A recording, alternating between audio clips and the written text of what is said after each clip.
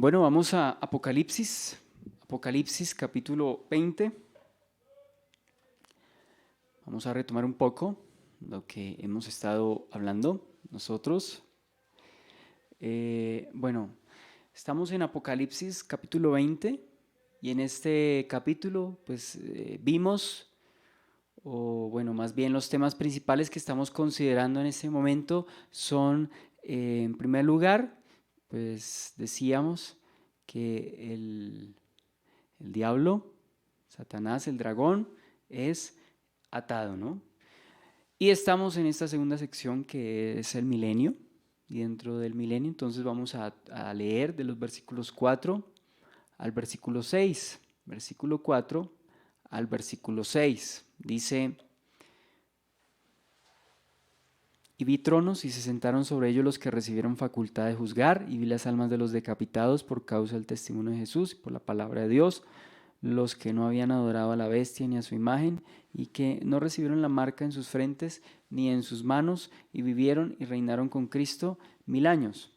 Pero los otros muertos no volvieron a vivir hasta que se cumplieron 1000 años. Esta es la primera resurrección. Bienaventurado y santo el que tiene parte en la primera resurrección. La segunda muerte no tiene potestad sobre estos, sino que serán sacerdotes de Dios y de Cristo y reinarán con él 1000 años. Bueno, vamos a repasar. Al principio ustedes saben que procuro hacer como un recuento muy general de lo que hemos visto hasta ahora. Hay dos eventos o dos aspectos principales que yo considero aquí del versículo 4 al versículo 6, es decir, lo que acabamos de leer. Primero, o el primer punto serían los santos que reinarán con Cristo. Ya habíamos hablado de ello, ¿no? Y entre los santos que reinarán con Cristo, habíamos mencionado a los apóstoles, que según Mateo 19, del 27 al 28, el Señor pues les iba a dar esa potestad de juzgar a las tribus de Israel. Eso es lo que dice la Escritura. También en 2 Timoteo 2:12 dice que los que, si vivimos con Cristo, reinaremos con Él.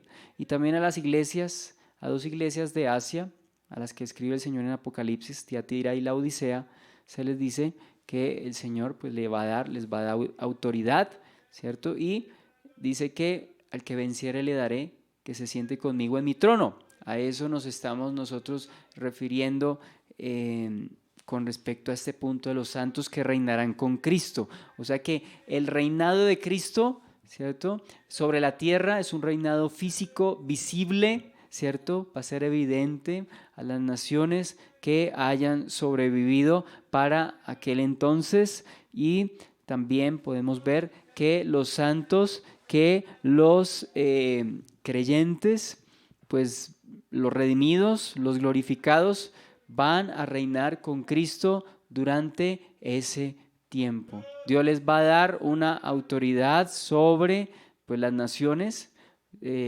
Van a ser como gobernadores los creyentes.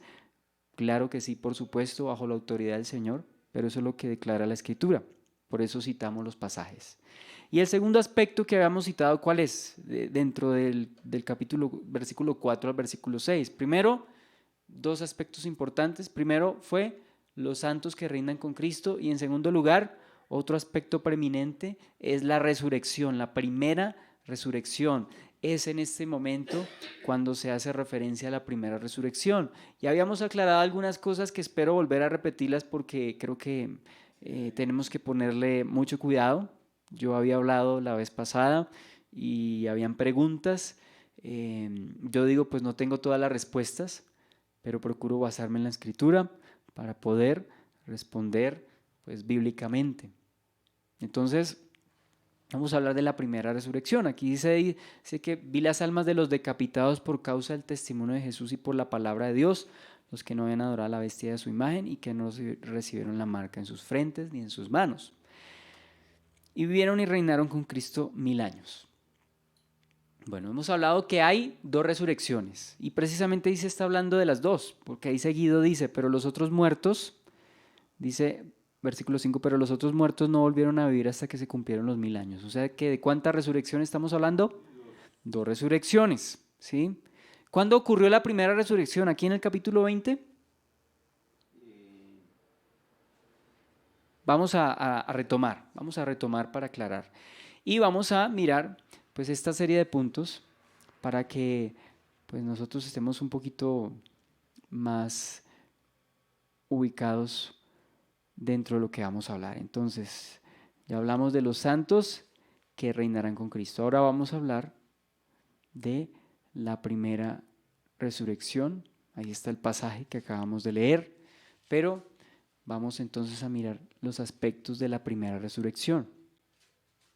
Entonces, en primer lugar, por los versículos y argumentos que ya habíamos visto anteriormente en Apocalipsis 1:7 sobre la segunda venida de Cristo, y en Apocalipsis 19 decíamos que las bodas del Cordero correspondían, ¿cierto?, a el arrebatamiento y resurrección, ¿se acuerda? Las bodas del Cordero diferimos de la postura premilenarista, pretribulacionista, o sea, dispensacionalista. Ellos dicen que Cristo viene antes de la tribulación, resucita a los muertos y arrebata a la iglesia, incluyendo los santos del Antiguo Testamento que resucitan, ¿sí? Y ellos dicen que las bodas del Cordero se realizan durante el periodo de la gran tribulación, o sea, en el cielo, ¿cierto? Son las bodas del Cordero, mientras en la tierra está la gran tribulación y muchos, para ser fieles a Dios o como muestre su fidelidad a Dios, mueren. Pero yo no afirmo tal cosa. Habíamos aclarado en el capítulo 19 que las bodas del Cordero corresponden al encuentro de Cristo con su iglesia en las nubes. ¿Se acuerda cómo se presenta la iglesia? Santa y sin mancha. Pues es en ese momento cuando los santos, tanto los redimidos, tanto los resucitados como los transformados, tendrán cuerpos glorificados, se encuentran con el Señor en el aire, y luego dice que ellos descienden entonces, dice que ellos descienden y viene entonces el Señor por segunda vez. Estamos viendo entonces y hablando de la segunda venida de nuestro Señor Jesucristo. Es ahí cuando nosotros estamos mencionando que las bodas del Cordero corresponden a el arrebatamiento, resurrección. ¿Está claro? ¿Eso cuándo ocurrió? En el capítulo 19. En el capítulo 19. ¿Sí? Entonces el Señor desciende con los creyentes glorificados. ¿Está claro? Habíamos visto las posturas, habíamos visto la gráfica, bueno, incluyendo los del capítulo 6, dice que los que habían muerto por el testimonio, sí Señor, por la palabra, ¿sí? Buenos días. Y habíamos visto entonces nosotros esta postura, esta porción, y decíamos entonces en este primer punto que asumimos la postura premilenarista clásica. ¿Cuál es la postura premilenarista clásica? Que el Señor viene después de la tribulación. Siguiente, en coherencia con la que acabamos de decir, entonces las bodas del Cordero dijimos que corresponden al rapto, resurrección. ¿Sí? ¿Hasta ahí claros? Bueno, de esto hemos hablado bastante, por eso continúo. Y en este orden de ideas, entonces decimos que la resurrección que se está citando en el capítulo 20 ocurre en el capítulo 20. ¿De acuerdo a lo que ya dijimos?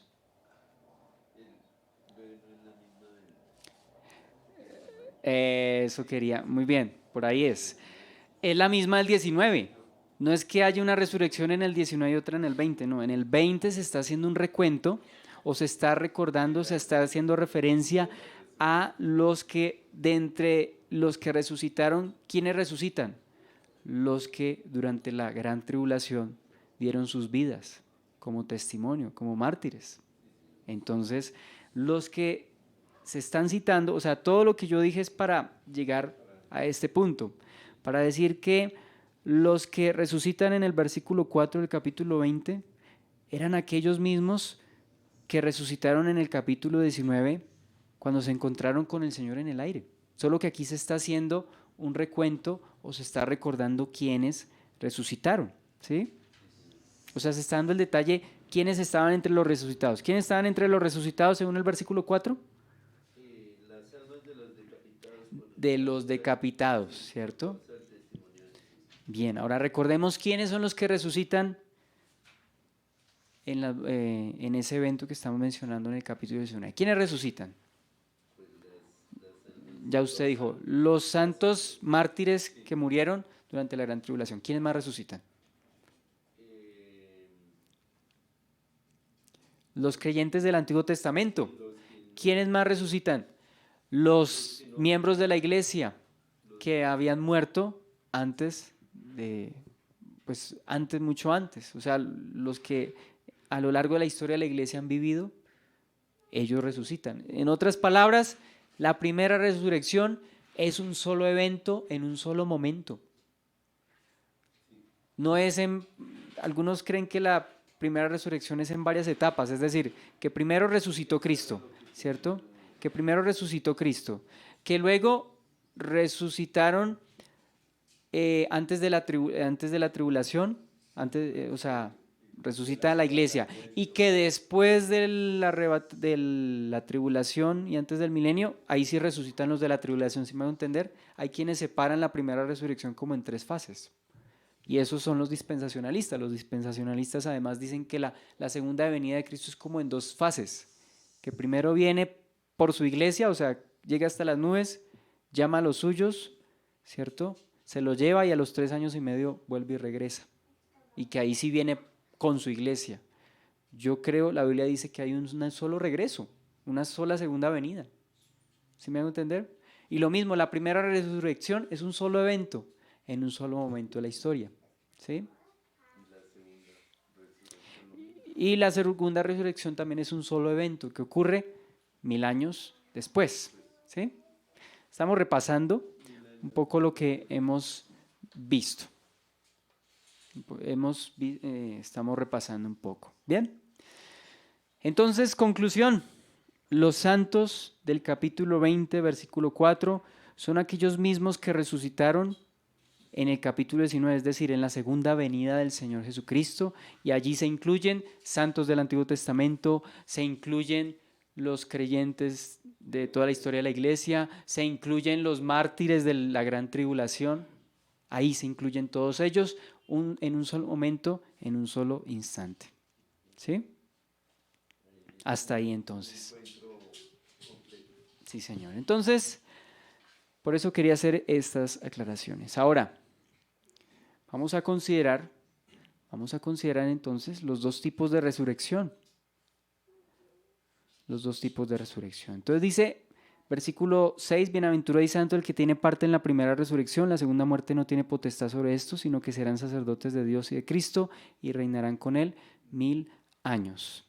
Entonces, el hablar de la primera resurrección da lugar a hablar de la segunda. Si hay una primera, hay una segunda. ¿Sí? Entonces, para que podamos ver un poco más, quiero que me acompañen a Juan capítulo 5.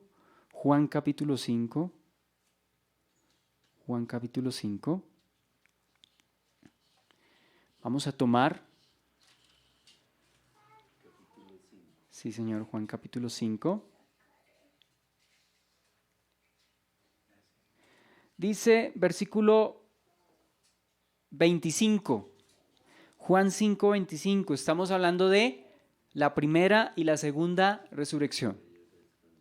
Dice, de cierto os digo, viene la hora, y ahora es, cuando los muertos oirán la voz del Hijo de Dios, y los que la oyeren vivirán. Porque como el Padre tiene vida en sí mismo, así también ha dado al Hijo el tener vida en sí mismo, y también le dio autoridad a hacer juicio por cuanto es el Hijo del Hombre. No os maravilléis de esto, porque vendrá la hora cuando todos los que están en los sepulcros oirán su voz. Y los que hicieron lo bueno saldrán a resurrección de vida, mas los que hicieron lo malo a resurrección de condenación. Aquí estamos viendo entonces tanto la primera como la segunda resurrección y además de eso el juicio final. Ahí estamos viendo esos eventos, claro que ya más adelante vamos a ver detalladamente. Sí, señor. Ahí dice, versículo 29, y los que hicieron lo bueno saldrán a resurrección de vida, mas los que hicieron lo malo a resurrección de condenación. Antes los que están muertos en vida, esos resucitan. Los que estén muertos para aquel entonces, los santos que hayan muerto, resucitan cuando el Señor regrese por segunda vez para reinar con Cristo, ¿sí? Que estarán con Cristo en el milenio y en la eternidad. Y después de los 1000 años, resucitan los impíos, todos los impíos, más los que ya vamos a ver a continuación. ¿Se acuerda que yo había preguntado? Pero según la Biblia, todos no morimos. Correcto. No todos mueren, los que estén vivos físicamente para cuando venga el Señor van a ser arrebatados, renovados, más que renovados, transformados, con cuerpos incorruptibles. Sí, Señor. Eso es lo que se conoce como la glorificación. Bien, entonces estamos viendo que en la primera resurrección, entonces es la resurrección exclusiva de justos. Resurrección exclusiva de justos. ¿Cuándo ocurrió? En la segunda venida. ¿O cuándo ocurre? Bueno, no digo ocurrió porque estamos en el capítulo 20, como si ya hubiese ocurrido, pero para nosotros en este tiempo no ha ocurrido. ¿Sí? Porque cuando Jesucristo regrese por segunda vez, todos no van a estar muertos, va a encontrar gente viva, Correcto. ¿cierto? Sí, señor.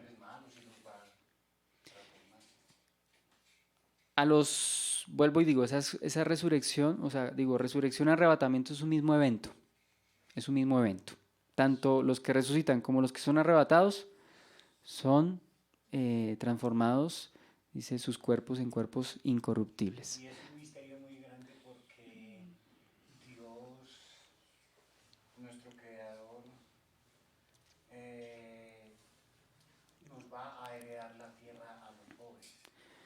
Sí, Señor, dice, los mansos recibirán la tierra por heredad. Ahí esa promesa, ¿cuándo se cumple? En el milenio. ¿Se acuerda que habíamos dicho las razones para creer en un milenio literal? Porque hay quienes no creen en un milenio literal, sino simbólico. O sea, que eso es simbólico, lo que dice en Apocalipsis, y que no es literal ni los eventos ni el tiempo de 1000 años. Pero nosotros ya dimos las razones por las cuales creer. Una de ellas era para cumplir las promesas hechas a los justos. ¿Cuándo se cumple el hecho de que recibirán la tierra por heredad? Creo que se cumple en el milenio. Bien. Entonces voy a leer rápidamente versículos que hablan de la primera resurrección. Rápidamente, entonces para que por favor se puede tomar nota. Voy a, como decía un predicador, abroches el cinturón porque voy a correr un poco. Lucas 14:14. Dice, y serás bienaventurado porque ellos no te pueden recompensar, pero te será recompensado en la resurrección de los justos. Aquí se está especificando que hay una resurrección de justos. Daniel capítulo 12, versículo 2. Daniel 12:2. Sí, Señor. Dice, y muchos de los que duermen en el polvo de la tierra serán despertados, unos para vida eterna y otros para vergüenza y confusión perpetua. Se están describiendo las dos resurrecciones aquí. Antiguo Testamento, se cuenta que desde el Antiguo Testamento se habla de las dos resurrecciones. Versículo 13, ¿qué se le dice a Daniel hablando de la resurrección de los justos? Y tú irás hasta el fin y reposarás y te levantarás para recibir tu heredad al fin de los días. 12:2 y 13. Bien. Entonces, eso en cuanto a la primera resurrección. Los que resucitan en esa primera resurrección, valga la redundancia, estarán con Cristo durante el milenio. ¿Con qué cuerpos? Con cuerpos glorificados. Bien. Ahora, entiéndase bien, y voy a recordarlo, que cuando el Señor viene, destruye a los ejércitos ¿en dónde? En Armagedón, en el Valle de Megido, o allí en esa región, en la guerra. Mueren todos los que se levantaron contra el Señor. Prácticamente dice que el Señor los va a fulminar. ¿Se acuerda que habíamos visto? ¿Sí? Pero no todas las naciones acuden a ese lugar. O sea que van a haber sobrevivientes de ese evento. Personas que quizá no fueron a la guerra, pero se quedaron, no sé, en sus respectivas naciones, y ellos van a entrar al milenio. ¿Con qué tipo de cuerpos entran? Bueno, entran con cuerpos físicos como los que tenemos, pero recordemos que el milenio es un tiempo donde va a haber una renovación o una restauración de las cosas. Recordemos que el milenio, y vamos a entrar a ese punto, ¿no? Hablar de las características del milenio. El milenio es un estado intermedio entre lo presente y lo eterno. Repito, el milenio, según lo enseña la Escritura, o según lo estamos viendo, es un estado intermedio entre las cosas presentes y las cosas futuras. Pero antes de hablar de ello, voy a acabar de mencionar la segunda resurrección, de lo cual también vamos a ver más adelante en el juicio final, o el juicio del gran trono blanco. Entonces, ¿cuándo tiene lugar la segunda resurrección? Ya lo vamos a ver más adelante, después de los 1000 años, después de los 1000 años. Entonces dice que se levantan todos los impíos y ojo, no solo los impíos, sino también los que vivieron durante el milenio, pero que durante el milenio murieron. ¿Quiénes fueron esos? Lo dije ahorita, los que sobrevivieron de la batalla, bueno, no digo batalla del Armagedón, ¿sí? La vida en la tierra para ese entonces, las condiciones de la tierra, las condiciones del planeta van a ser óptimas. Tal será la calidad de vida que vamos a vivir otra vez, o se van a vivir días para los que todavía tengan cuerpos mortales. Sus cuerpos no van a morir como hoy en día. ¿Hasta qué edad llega una persona máximo? Pero son contaditos los que llegan hasta los 110. En promedio, por ahí 90. Y eso que estoy exagerando. 85, 90, más o menos el estimado de vida de una persona, ¿sí? Pero durante el milenio, esas condiciones van a mejorar, es decir, va a haber longevidad de vida para los sobrevivientes al Armagedón. Y por estar en cuerpos todavía terrenales, pero ya van a ser mejores condiciones. Van a vivir así como vivían los patriarcas del Antiguo Testamento, como vivió, por ejemplo, Noé, como vivió, por ejemplo, Sem, como vivió, por ejemplo, Arfaxad y todos estos hombres que vivían más del tiempo que hoy se vive. Las condiciones del planeta van a ser mejores, incluso el ecosistema va a cambiar. Decíamos que incluso algunos depredadores, como los leones, por ejemplo, van a cambiar en su instinto. Dice que van a comer hierba. O sea, las condiciones del planeta en ese entonces van a ser diferentes. La calidad de vida va a ser excelente durante 1000 años. Entonces ahí vamos a ver, digamos, dos tipos de seres humanos: los glorificados y los que aún están en cuerpos terrenales, pero que van a experimentar mejoramiento en sus condiciones de vida. Imagínense el Rey, el Señor Jesucristo, reinando. Imagínense cómo será esa época de prosperidad, de justicia, ¿cierto? Esa época de perfección. Claro que sí, los que todavía estén en cuerpos terrenales, pues no todos van a estar de acuerdo, pero por eso dice que el Señor va a regir con vara de hierro. O sea que cuando dice vara de hierro, es que va a ser con mano fuerte. ¿Y qué significa que haya mano fuerte? Pues que algunos no van a querer. Uno no usa mano fuerte ni vara de hierro cuando todos están de acuerdo. ¿Con quién se usa la vara de hierro? Con los que se oponen. Entonces, hay personas que durante ese periodo van a sujetarse, pero a la fuerza, es decir, no voluntariamente.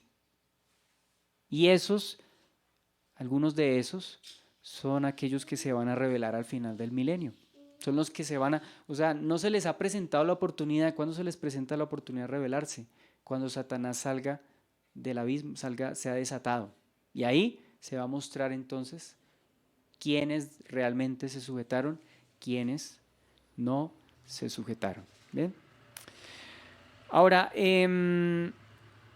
esto en cuanto a lo que estamos diciendo. Entonces, en la segunda resurrección resucitan todos los impíos, más los que murieron en el milenio, y probablemente, o sea, a partir de este punto lo que voy a decir es, digamos, una deducción de lo que estoy leyendo en la Escritura. Hay personas que probablemente no se rebelen de entre las naciones cuando estén vivos con Satanás. Probablemente esos pasen al juicio final, pasen y sean juzgados. O sea que hay personas que no se van a rebelar, que estarán en cuerpos terrenales en esa época, en ese momento, pero que van a pasar por el juicio final, ¿sí? Entonces, ¿quiénes entran dentro de la segunda resurrección, todos los impíos más los que murieron durante el milenio. Pero recuerde que los que murieron durante el milenio, algunos pudieron haber creído en esta carne, es decir, algunos finalmente reconocen, de los sobrevivientes de Armagedón, reconozcan y se hayan arrepentido, pero como todas están en cuerpos terrenales, ¿qué pasa? Si tengan 500 años, van a morir, entonces estos son los que probablemente también serán resucitados en la segunda resurrección. Y esa era la pregunta que yo hacía hace como 20 días. Yo les decía, ¿la segunda resurrección es solo resurrección de impíos? No, están todos los impíos en la segunda resurrección, pero además de eso, están los que murieron durante el milenio, pero que creyeron, y ellos también van a ser juzgados. Lógicamente, por haber creído, ¿dónde estarán sus nombres? En el libro de la vida. Entonces, por estar en el libro de la vida, son salvos. ¿Se da cuenta por qué se abre el libro de la vida? Si la segunda resurrección solamente fuese resurrección de injustos, ¿para qué se abre el libro de la vida si ya todos están condenados? ¿Y para qué se hace la observación de que el que no se halló escrito, o sea que sí habían los que estaban inscritos? Entonces, el juicio final, también en ese juicio final van a ver quiénes sean salvos. Bueno, eso lo veremos más adelante en cuanto a si una persona puede ser borrada o quitada del libro de la vida, ¿no? Porque ahí hay como, o sea, como si Dios tuviese un borrador ahí a la mano. Lo anoto, lo borro. Lo anoto. Dios nos la saca de una crisis, de una enfermedad, y después de que lo salían se olvidan de él. De ahí es donde los borran. Lo que pasa es que, bueno, en cuanto a la pregunta que su merced dice, que cuando una persona se vuelve a Dios pero después se aparta, estuvo escrita y luego la borran. Yo creo que una persona, si no permanece, es evidencia, creo yo, de que nunca fue escrita. ¿Quiénes son los que están escritos? Los que permanecen hasta el fin. Y eso es el entendimiento de cada cual, porque Sí. nosotros no nos salvamos por lo que hagamos. Correcto, nos salvamos es por gracia. Pero hay que permanecer en esa gracia y perseverar en esa gracia hasta el final. ¿Bien? Y ahora sí vamos a hablar un poquito de las características del milenio. Bueno, repasar. ¿Yo por qué estoy repitiendo esto? Porque hay cosas que no son, se da cuenta que ya habíamos hablado de esto y todavía pues no estábamos los que están hoy, por un lado, y por otro lado, toca repetir porque hay cositas que de pronto no son de pronto sencillas de asimilar de primera mano. Por eso estoy repitiendo un poco, para que podamos asimilar estas cosas. Va quedando claro. Ahora, obviamente yo no tengo todas las respuestas, me surgen preguntas, a medida que me surgen preguntas, pero recordemos que aunque Apocalipsis no nos da al 100% todos los detalles, los que tenemos son suficientes para creer lo más importante. Seamos dispensacionalistas o no, que debemos creer, repito, que Cristo viene por segunda vez, que hay un juicio de impíos y de justos, o por lo menos resurrección de justos y de injustos. En cuanto al juicio de los justos, vamos a hacer una diferencia, porque la pregunta que ahora surge sería, en el juicio final, ¿los santos que fueron resucitados también comparecerán ante ese trono blanco? Eso lo vamos a ver más adelante, porque también surge esa pregunta. Ser justo es una bendición de nuestro Creador. Sí, señores, es un regalo, la justicia que Dios nos imputa y que nos concede como estilo de vida. Bien, vamos a leer, bueno, voy a recordar y otra vez abroches el cinturón porque voy a leer, porque esto ya lo hemos visto, pero yo no quiero que pasen de largo estos pasajes que ya hemos leído, por eso los voy a leer, o sea, no los quiero dejar pasar, pero tampoco me voy a detener en ellos. Creo que son claros por sí mismos. Isaías 2 del 1 al 5. Lo que vio Isaías, hijo de Amós, acerca de Judá y de Jerusalén. Voy a ver las características del milenio. Acontecerá en lo postrero de los tiempos que será confirmado el monte de la casa de Jehová como cabeza de los montes y será exaltado sobre los collados y correrán a él todas las naciones.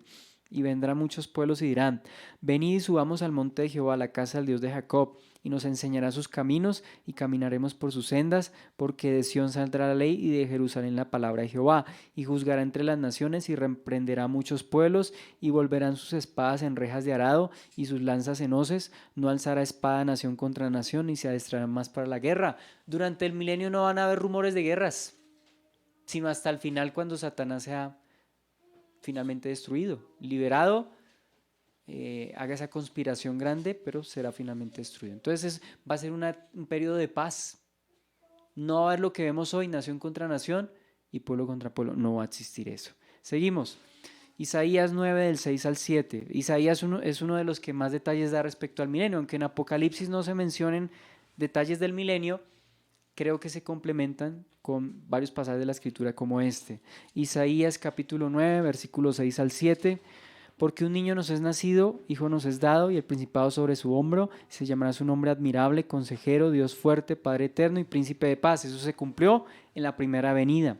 Pero lo del 7 creo que tiene que ver con el milenio. Lo dilatado de su imperio y su paz no tendrán límites sobre el trono de David y sobre su reino, disponiéndole y confirmándole en juicio y en justicia, desde ahora y para siempre. El celo de Jehová de los ejércitos hará esto. Isaías capítulo 11 del 1 al 10.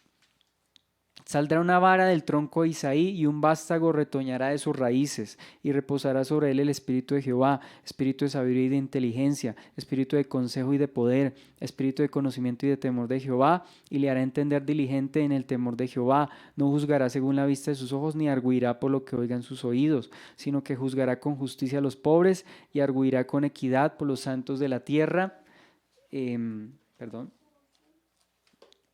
A los santos de la tierra. Y herirá la tierra con la vara de su boca, y con el espíritu de sus labios matará al impío, y será la justicia asiento de sus lomos, y la fidelidad ceñidor de su cintura. Morará el lobo con el cordero, y el leopardo con el cabrito se acostará, y el becerro y el león y la bestia doméstica andarán juntos, y un niño los pastoreará. La vaca y la osa pasarán, sus crías se echarán juntas, y el león como el buey comerá paja. Y el niño de pecho jugará sobre la cueva del áspid, y el recién destetado extenderá su mano sobre la caverna de la víbora. No harán mal ni dañarán en todo mi santo monte, porque la tierra será llena del conocimiento de Jehová, como las aguas cubren el mar. Isaías 65 del 17 al 25.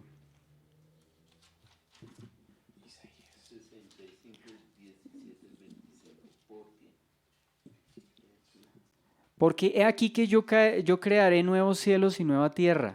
De lo primero no habrá memoria, ni más vendrá al pensamiento. Mas os gozaréis y os alegraréis para siempre en las cosas que yo he creado, porque aquí que yo traigo a Jerusalén alegría y a su pueblo gozo. Y me alegraré con Jerusalén y me gozaré con mi pueblo, y nunca más se oirán en ella voz de lloro ni voz de clamor. No habrá más allí niño que muera de pocos días, ni viejo que sus días no cumpla, porque el niño morirá de 100 años y el pecador de 100 años será maldito. Edificarán casas y morarán en ellas, plantarán viñas y comerán el fruto de ellas. No comerán para que otro habite, ni plantarán para que otro coma, porque según los días de los árboles, según serán los días de mi pueblo, y mis escogidos disfrutarán la obra de sus manos. No trabajarán en vano, ni darán a luz para maldición, porque son linaje los benditos de Jehová, y sus descendientes sobre ellos, con ellos. Y antes de que clamen, responderé yo. Mientras aún hablan, yo habré oído. El lobo y el cordero serán apacentados juntos, y el león comerá paja como el buey, y el polvo será el alimento de la serpiente. No afligirán ni harán mal en todo mi santo monte, dijo Jehová. ¿Qué características vimos del milenio? Largura de días, o sea, se prolongarán la vida de los que tengan cuerpos todavía mortales. O sea, que una persona que muera, entiendo ahí, que muera de 100 años, pues es algo raro. O sea, la vida en la escritura, por lo general, la largura de días tiene que ver con la bendición de Dios. Y que una persona, no digo que eso sea siempre, pero por lo general en el Antiguo Testamento, la largura de días tenía que ver con la bendición del Señor. Y los pocos días para esa época. Y los pocos días hacen referencia a que una persona, ¿cierto? Pues no no tiene en ese sentido el favor de Dios, ¿sí? O que esa persona es pecado. Pues porque en ese tiempo, ¿por qué dice que será maldito? Porque en ese tiempo las personas no suelen durar tan poco tiempo, van a durar más de 100 años. Y si una persona muere de 100 años, se le considera, ay, pobrecita. No se da cuenta hoy cuando muere una persona joven, un niño de 8 años cuando muere, ¿qué decimos nosotros? Uy, pobrecito, o sea, es una tragedia. Si muere una persona de 90, en nuestros días no es tanto, ¿sí? Porque bueno, 90 años, antes vivió harto, ¿sí? En el milenio viven harto porque también es regenerada la tierra. Lo que decíamos ahorita, en el milenio se vive harto porque, ¿cierto? Entonces, por eso voy a leer la nueva versión internacional para contestar su pregunta. Nunca más habrá en ella niños que vivan pocos días, ni ancianos que no completen sus años. El que muera a los 100 años será considerado joven, pero el que no llegue a esa edad será considerado maldito. Una persona que dure poco tiempo en esa época será considerada maldita. Ahora, dése cuenta que la largura de días en el Antiguo Testamento se consideraba bendición de Dios. ¿Sí? Bendición de Dios. Dice la Biblia, honra a tu padre y a tu madre para que te vaya bien y seas de larga vida. ¿Sí ve? El ser bueno, el honrar a los papás es motivo de bendición y de largura de días. ¿Sí ves? Sinónimo de bendición vivir muchos días. Sinónimo de maldición, según lo que estamos viendo, es vivir pocos días. Ahora, yo no digo que eso siempre se cumpla. Hay personas justas y buenas que mueren a muy corta edad. Pero no es, o sea, para ese entonces no será así. O sea, es un tiempo y un periodo de prosperidad, de justicia y de calidad de vida. De calidad de vida. ¿Bien? Dese cuenta que vivían hasta 300 años. Sí, señora, en el Génesis vivían bastante. ¿Por qué se les acortó la vida? Por el pecado. A partir del diluvio, los seres humanos ya no vivían más de 800 años. A partir del diluvio se acortó la vida más o menos como hasta los 400 años, no vivían más. Y después de la Torre de Babel, todavía más se acortó la vida. Todavía más se acortó la vida. Y hasta el día de hoy, ¿sí? Dese cuenta. Sí, señor, ese es el estimado de vida de una persona, no vive más. No vive más. Y si los más fuertes, 80, creo que es el Salmo 90. Creo que es el Salmo 90. Y es muy efectivo. Hoy en día se ve que una persona de 60 y pico todavía ya cansada. La Biblia ya lo había mencionado, ¿bien? Entonces, bueno, voy a citar más pasajes, ya los habíamos leído anteriormente, pero voy a citarlos, si los pueden anotar. Jeremías 23 del 5 al 6, Jeremías 33 del 15 al 16, Zacarías 14 del 16 al 21. Bueno, quiero leer particularmente el de Zacarías 14, porque hay unos datos que quiero resaltar. Y todos los que sobrevivieren de las naciones que vinieron contra Jerusalén, aquí se confirma lo que yo les decía, que hay quienes van a sobrevivir al Armagedón.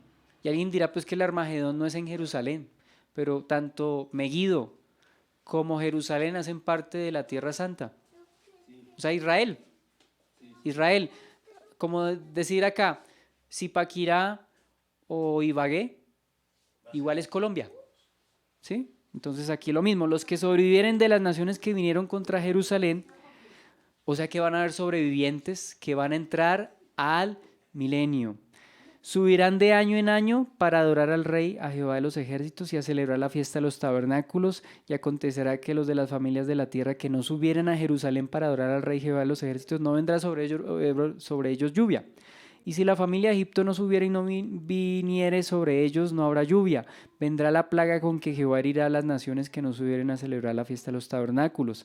Esta será la pena del pecado de Egipto y del pecado de todas las naciones que no subieren para celebrar la fiesta de los tabernáculos. En aquel día será grabado sobre las campanillas de los caballos, santidad a Jehová. y las ollas de la casa de Jehová serán como tazones del altar, y toda olla en Jerusalén y Judá será consagrada a Jehová de los ejércitos, y todos los que sacrificaren vendrán y tomarán de ellas y cocerán en ellas, y no habrá en aquel día más mercader en la casa de Jehová de los ejércitos. ¿Qué vamos a ver durante el milenio? Que se van a volver a celebrar, por ejemplo, la fiesta de los tabernáculos. Ya no como eventos de carácter expiatorio, habíamos dicho eso antes, sino de carácter conmemorativo. ¿Han escuchado el templo de Ezequiel? En Ezequiel se habla de un templo. Parece que el templo de Ezequiel será de esa época, del milenio. Parece que es de esa época, del milenio. Parece que van a haber otra vez sacrificios, pero repito, los sacrificios que se van a dar para aquel entonces no serán de carácter expiatorio, sino de carácter ¿qué? Conmemorativo, o sea, recordando la obra de Cristo. ¿Sí? Y los que no suban,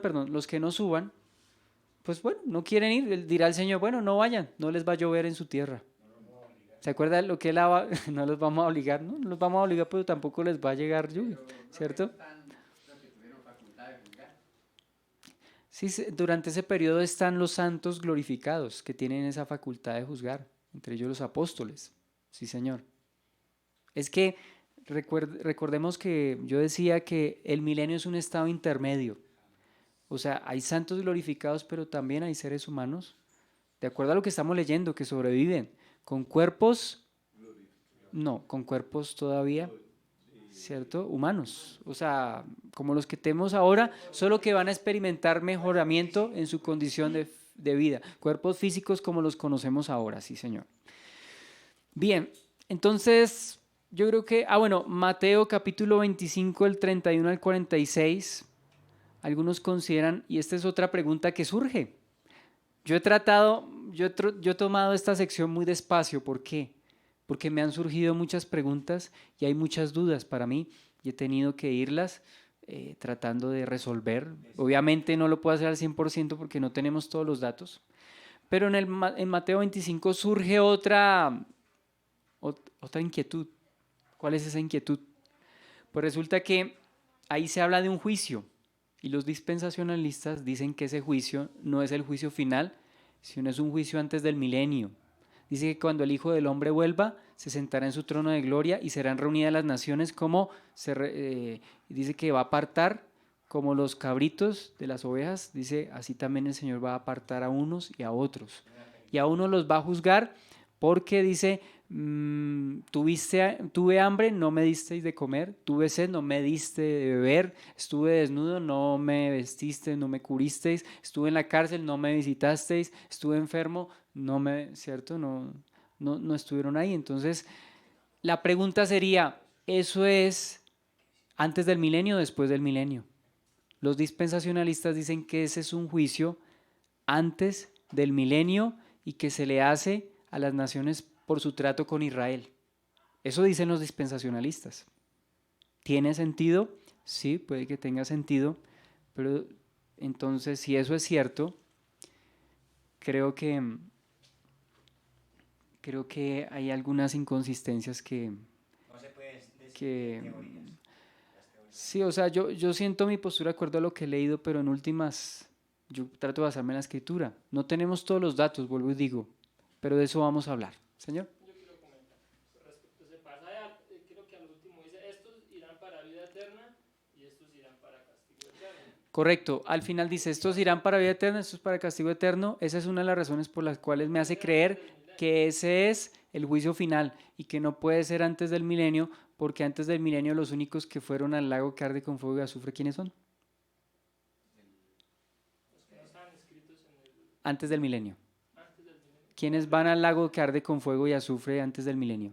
La bestia del falso profeta. La bestia del falso profeta. Antes Todos no creen. no va, antes el lago que arde con fuego y azufre no va ninguno más.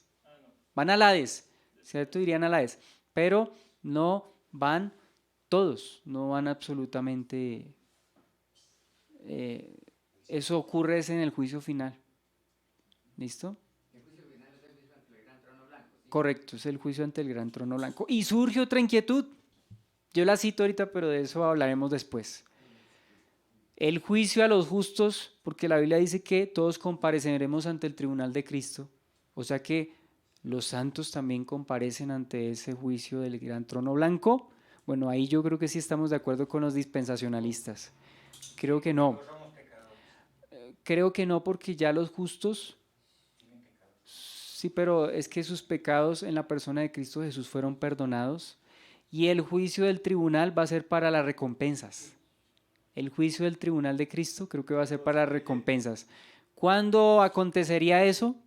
De eso hablaremos después. Pero por lo pronto dése cuenta que vamos resolviendo, pero también van surgiendo dudas. Pero espero que las que hasta ahora hemos tomado las vamos Nosotros resolviendo. vamos a ser perfectos, pero cuando estemos en el reino. Correcto, allá sí sabremos todo. Y entonces allá de pronto alguien me dirá, sí ve que usted estaba en lo incorrecto. O de pronto diré, yo estaba en lo correcto. No estoy diciendo que aquí seamos relativos. Lo que pasa es que no tenemos todos los datos, Por eso pero con los que tenemos, muchos comentarios. con los que tenemos nos basamos para hablar lo que estamos afirmando. Bien, bueno, vamos a proseguir. Entonces, ya hablamos del milenio, ¿cierto?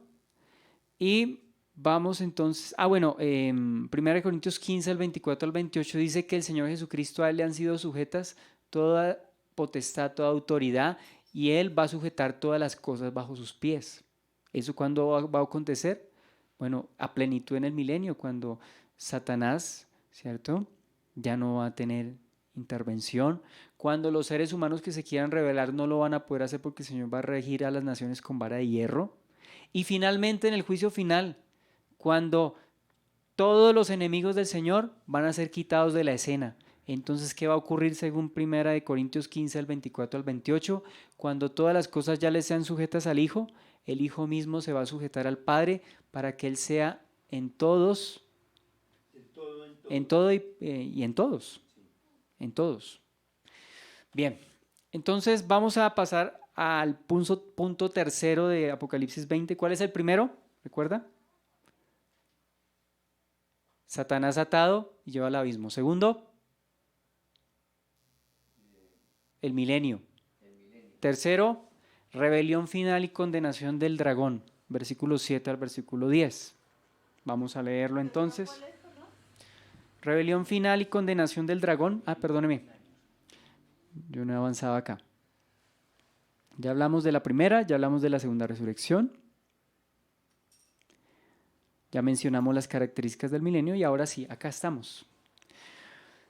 Versículo 7 al 10. Cuando los 1000 años se cumplan, Satanás será suelto de su prisión y saldrá a engañar a las naciones que están en los 4 ángulos de la tierra, a Gog y a Magog, a fin de reunirlos para la batalla, el número de los cuales es como la arena del mar. Y subieron sobre la anchura de la tierra y rodearon el campamento de los santos y la ciudad amada, y de Dios descendió fuego del cielo y los consumió. Y el diablo que los engañaba fue lanzado en el lago de fuego y azufre, donde estaban la bestia y el falso profeta, y serán atormentados día y noche por los siglos de los siglos. Bien, hasta ahí entonces. Entonces decimos que una vez se cumplan los 1000 años, Satanás sale a engañar a las naciones, a hacer lo suyo, con astucia. Y ese es el problema de aquellos que nunca se sujetaron. Pasa como los hijos rebeldes que a veces no se rebelan del todo contra sus padres porque no tienen la edad suficiente como para decir me voy de la casa, pero cuando tienen gabela se van de la casa como Juan Charrasqueado a volver su vida. Es decir, están esperando la ocasión. No se han ido de la casa, pero porque no han encontrado oportunidad, pero cuando tengan ocasión de rebelarse, se rebelan y se van. ¿Cierto? No lo hacen ¿por qué? Porque sus papás son la autoridad en su casa y aunque no les guste se tienen que sujetar, pero llegará un momento en que cuando se les presente la oportunidad, ¿qué va a pasar? Dice que se rebelarán, se rebelarán. Eso es lo que va a pasar durante el milenio. El Señor rige a las naciones con vara de hierro, incluyendo los que no quieren. Ahí no se incluyen los santos, los glorificados ahí no están. ¿Quiénes son los que a las malas, a regañadientes van a obedecer? Aquellos de los hijos de los sobrevivientes o de los sobrevivientes que se sujeten, pero porque les toca, porque es con vara de hierro. pero cuando Satanás venga y se les dé ocasión para pecar, para rebelarse, lo van a hacer. Y a mí me parece esto increíble. Increíble que las personas viendo cómo Dios, cómo el Señor Jesucristo ha reinado y cómo las condiciones de vida son perfectas y la gente brava. Bueno, de pronto algunos dirán, no, antes del milenio habían tabernas, antes del milenio se permitía el aborto, antes del milenio se permitía la ideología de género, entonces se van a poner bravos. Y entonces, no, ¿cómo así? ¿Cómo nos van a quitar los derechos? Y cuando Satanás venga, entonces Satanás los va a persuadir, ¿cierto? Y estas personas rebeldes sin causa se van a unir a Satanás en la última gran rebelión de la humanidad. Y ahí es donde uno se pone triste porque es que la Biblia tiene cosas hermosas, pero también tiene cosas muy horribles. Bueno, describe cosas desagradables, pero que en la eternidad ya no va a pasar nada de eso. Los rebeldes tristes, claro, son cosas tristes, que la humanidad se rebele, pero es la verdad, y ese es el corazón humano. Ese es el corazón humano. No más veamos, yo he visto padres que se han vuelto a Cristo y a sus hijos que antes no los cuidaban, ahora sí los cuidan, les dan todo lo que necesitan y los hijos bravos.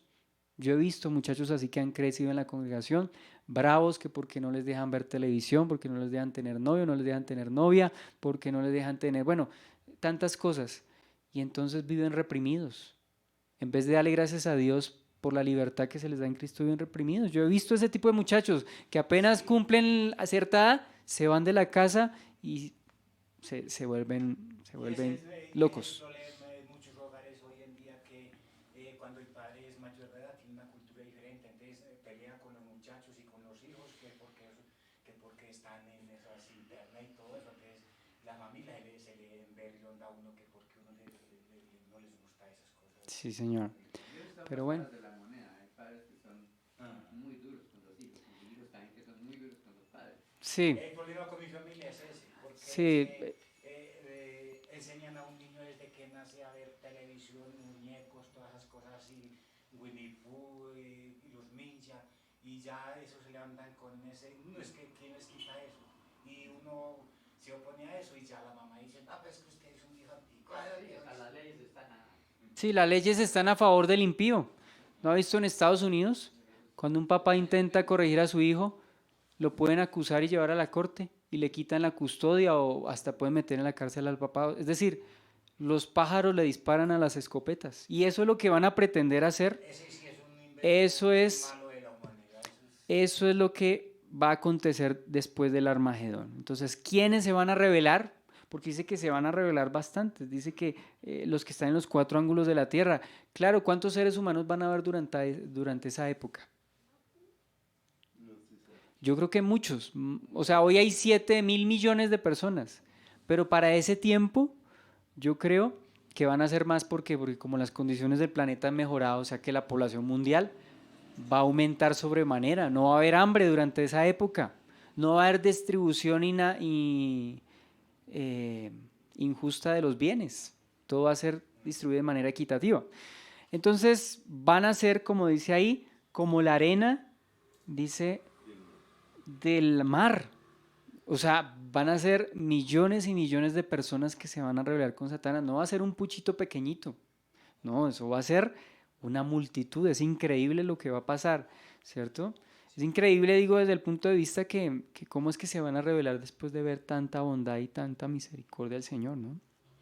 Entonces, dése cuenta que aún en el milenio va a haber oportunidad para los que no creyeron y sobrevivieron, sea el milenio la oportunidad para que se arrepientan. Dese cuenta que a lo largo de Apocalipsis han habido periodos en los cuales Dios le ha dado la oportunidad a la humanidad que se arrepientan y no se arrepienten. ¿Se acuerda durante las copas de la ira que los hombres en lugar de arrepentirse blasfemaron y no se arrepintieron? Y aquí también vamos a ver que a pesar de ver la justicia de Dios, tampoco se arrepienten. Esa es la magnitud de un corazón no convertido, de un corazón, del corazón humano sin Dios, ¿no? Entonces, ¿qué va a pasar? ¿Cierto? Que se van a reunir y pretenden pelear contra el Señor. Ahora yo citaba aquí Mateo 7:13 para referirnos al camino ancho y al camino angosto, la puerta estrecha y la puerta angosta más bien, y el camino ancho y el camino estrecho, en contraste, ¿no?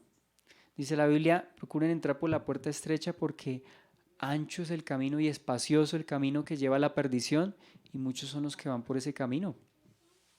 Muchos son los que van por ese camino, pero dice que procuren entrar por la puerta estrecha, porque por otra parte la puerta es estrecha, la puerta y angosto el camino que lleva a la vida y pocos son los que la hallan. Entonces debemos procurar entrar por esa puerta. Bien, vamos a hablar de Gog y Magog. ¿Qué es Gog y Magog? Gog y Magog. Ahora, Gog y Magog. ¿Aparecen solamente en Ezequiel? ¿En Ezequiel? Es que Sí, en señor. Apocalipsis. Sí, señor. Ezequiel Apocalipsis habla de Gog. Señora, Tiene la palabra. Gog y Magog. Por eso. Yo vi la Ah, sí. se traga todas las letras. Sí, ya entendí. Y no solo los niños caen en la tecnología, sino que muchas religiones también. Hay religiones que ya cambiaron la Biblia por una tablet o por un celular. Y leen en un celular y la Biblia no la tienen a un lado. Sí, señor, qué tristeza, ¿no? Eso es grave porque lo original es la Santa Claro, los papás desde pequeñitos no los educan en el camino del Señor y los hijos Sí, pues que reciben muchas esa herencia, religiones- reciben muchas esa herencia. religiones buscan en internet cosas de Dios y que en internet no se puede creer todo, hay mucha trampa y hay mucha mentira. Sí, señor. El peligro del internet y las redes sociales, que Dios nos ayude. Bien, Gog y Magog. Entonces, este pasaje puede estar relacionado con Ezequiel 38 y 39. Gog y Magog. Aunque algunos identifican que los eventos de de Ezequiel 38 y 39 son antes del milenio. Y God y Magog Sí. es un matrimonio. Y Gog y Magog, no, señor. Ya vamos a tratar de aclararlo. ¿Sí? Según lo que vemos en Ezequiel 38, Gog vendría siendo un rey, un gobernante, un príncipe. Y Magog viene siendo el territorio. ¿Sí? Persona y territorio. ¿Cierto? Y suele relacionarse con las naciones del norte. Con las naciones del norte. Es decir, algunos apuntan que Magog viene refiriéndose a Rusia. A Rusia. ¿Sí? Y respecto a esto, el comentario del Nuevo Testamento de la versión Recobro dice lo siguiente: Ezequiel 38:2, que es de donde se toma, donde usted estaba haciendo precisamente referencia, ahí en Ezequiel 38, habla de Gog, príncipe de Magog. Dice, hijo de hombre, encara a Gog de la tierra de Magog, príncipe soberano de Mesec y Tubal. Y se hace referencia a un reino en el norte, y muy probablemente muchos apuntan a que es Rusia.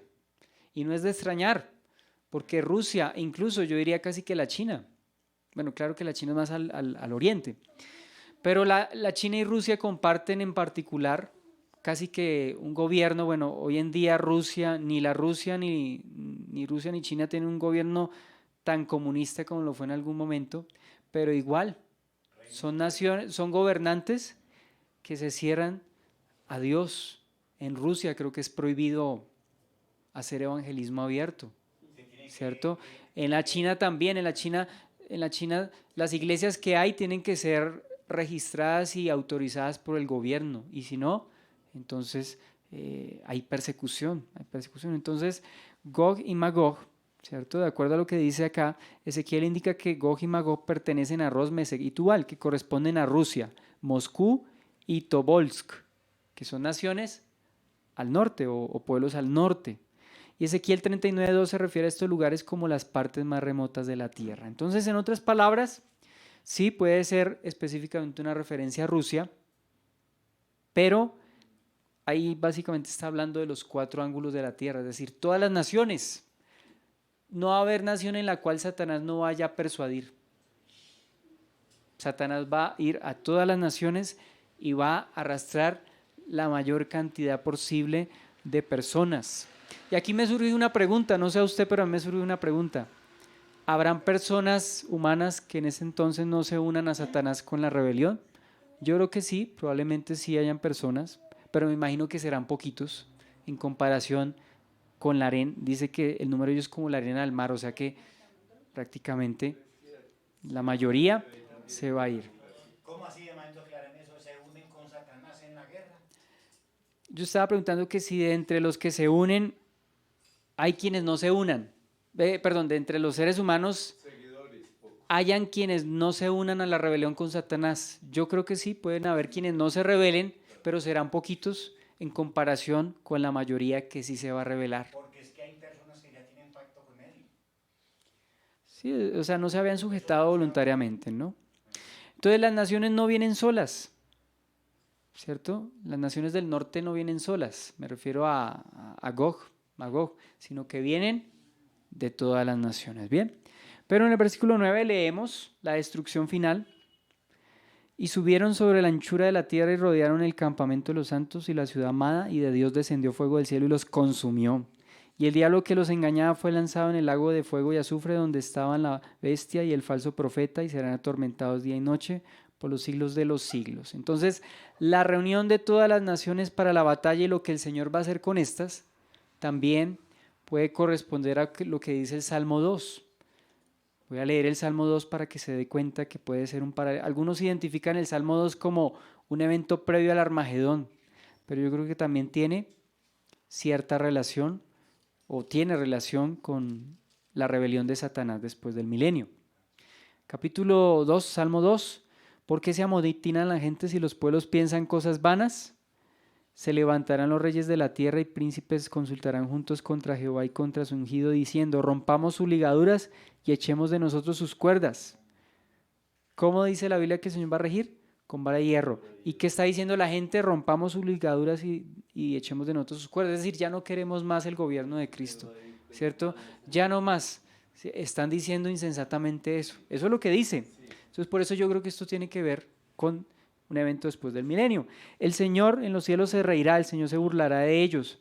Luego hablará a ellos en su furor y los turbará en su ira, pero yo he puesto a mi rey sobre mi Sión, mi santo monte, ¿cierto? Dice: yo publicaré el decreto, Jehová me ha dicho, mi hijo eres tú, yo te engendré hoy, pídeme y te daré por herencia en las naciones y como posesión tuya los confines de la tierra. Los quebrantarás con vara de hierro, como vasija de alfarero los desmenuzarás. Ahora pues, oh reyes, sed prudentes, admitid amonestación, jueces de la tierra, servid a Jehová con temor y alegrados con temor, honrad al Hijo para que no se enoje y perezcáis en el camino, pues se inflama de pronto su ira. Bienaventurados todos los que en él confían. Entonces las naciones se van a tratar de rebelar, pero dice que el Señor se va a burlar de ellos y los va a turbar, porque dice que desciende fuego del cielo y los consume en su ira. Yo creo que aquí ni batalla hubo. Tampoco hubo batalla acá, ¿se acuerdan? En Armagedón no hubo y acá tampoco. Más bien el Señor le causó fue risa, ¿cierto? Y en su santa ira los va a fulminar. ¿Quién va a poder estar de pie en el día de su ira? Sí, Señor. Entonces, dése cuenta, ellos quieren romper las ligaduras, o sea, les parece una opresión lo que el Señor ha hecho. ¿Se acuerdan lo que decíamos de los muchachos? Que bravos porque los papás los cuidan. Pues aquí también la humanidad brava porque el Señor reinó con justicia, o algunos, la mayoría diría yo. ¿Sí? Sí, Señor. Entonces aquí estamos viendo esa dureza del corazón humano, ¿no? Y vamos a dejarlo aquí y vamos a proseguir, si Dios lo permite, próximamente. Bien. Vamos a orar y participar de la cena.